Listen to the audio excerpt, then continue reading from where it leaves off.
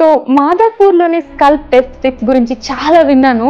అప్పటి నుంచి అంటే నాకు స్కిన్ క్లినిక్స్ అన్న చాలా ఇంట్రెస్ట్, చాలా ఇష్టం. Because we have to take care of our skin కాబట్టి అప్పటి నుంచి ఎప్పుడు ట్రై చేద్దామా అని అనుకుంటున్నాను. ఈ రోజుకి కుదిరింది.